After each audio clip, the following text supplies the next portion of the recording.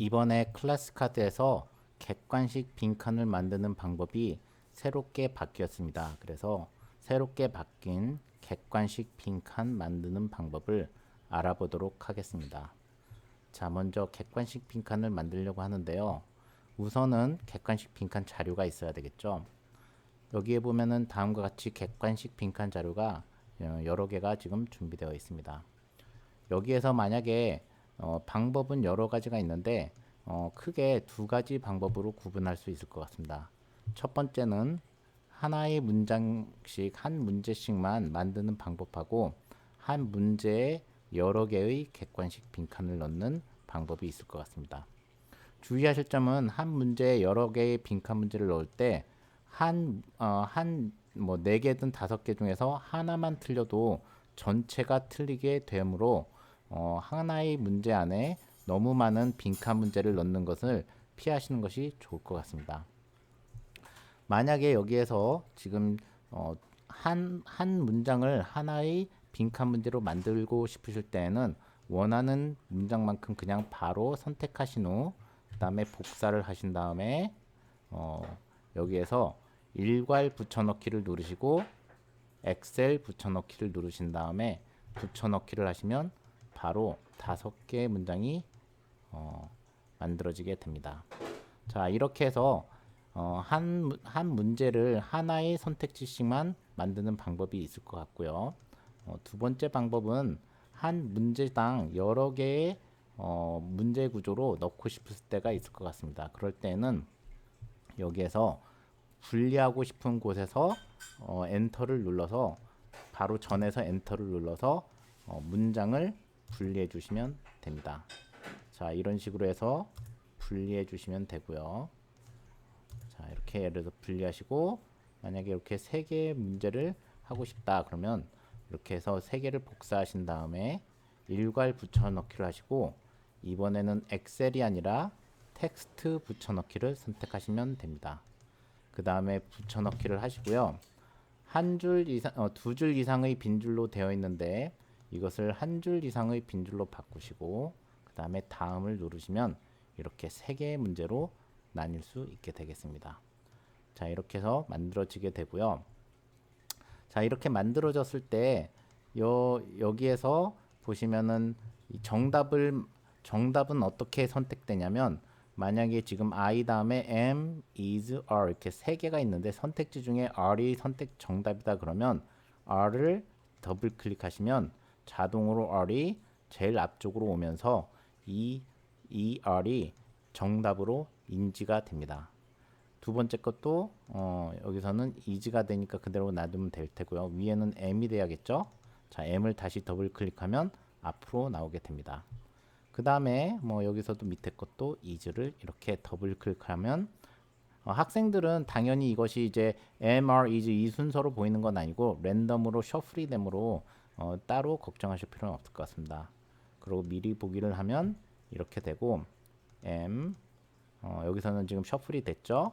이런 식으로 해서 바꾸시면 될 것 같습니다. 자, 이런 식이고요. 그 다음에 만약에 지금 요거를 할 때 이제 여러 문제가 됐을 때 요거를 위에 거를 갖다가 특히 이제 한 줄씩 되어 있는 구에 이런 경우가 많은데 예를 들어서 이게 지금 한 줄이 각각 돼 있다. 그리고 문제를 이제 여러 개를 복사해서 이제 쓰는 경우가 많거든요.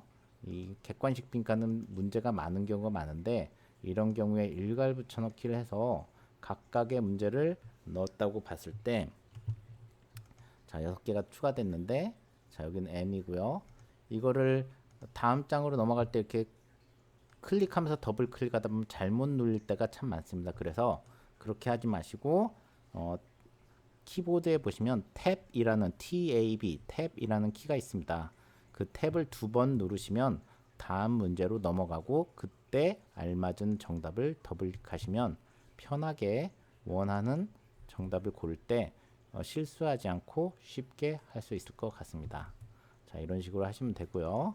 자, 이런 식으로 정답을 고르시면 되는데 만약에 문제가 지금 괄호로 되어 있지 않고 만약에 이건 뭐라고 부르는지 모르겠네요. 대괄호라고 부르나요?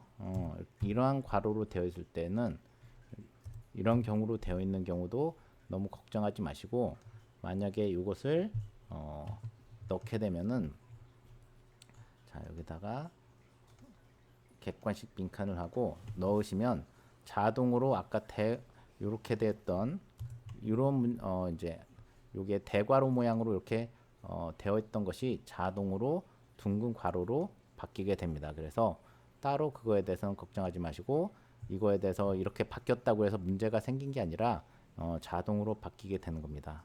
그 다음에 원하는 정답만 고르시면 되겠죠.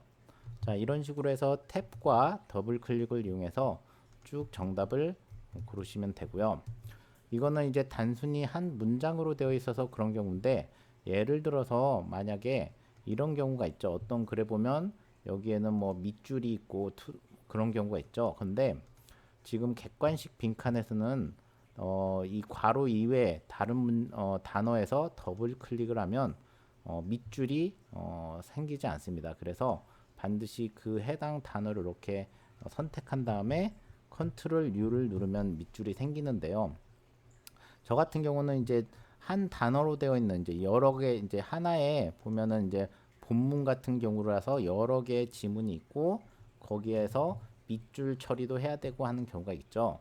그런 경우에 이제 하나씩 밑줄을 하다 보면 밑줄이 여러 개인 경우에는 참 불편한데요. 그런 경우에는 어떻게 하면 되냐면 내가 이제 만약에 6번을 7번을 하고 있었어요. 그 다음에 내가 본문을 밑줄을 편집하고 싶으시면 새 문항을 누르시고 주관식을 선택하십니다. 그럼 밑에 이제 주관식이 생겼죠.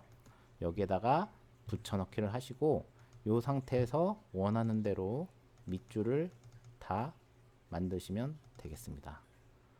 자 이런 식으로 필요한데 밑줄이 다 만들어지시면 더블 클릭을 해서 다 만들어지시면 복사를 하시고 그 다음에 삭제를 하시고 그 다음에 다시 새로운 문항을 객관식 빈칸을 누르신 다음에 붙여넣기를 하시면 아주 쉽게 조금 더 편하게 밑줄을 만들 수 있겠습니다. 자 그래서 이런 식으로 만드시면 객관식 빈칸 문제를 아주 빠르게 제작하실 수 있습니다.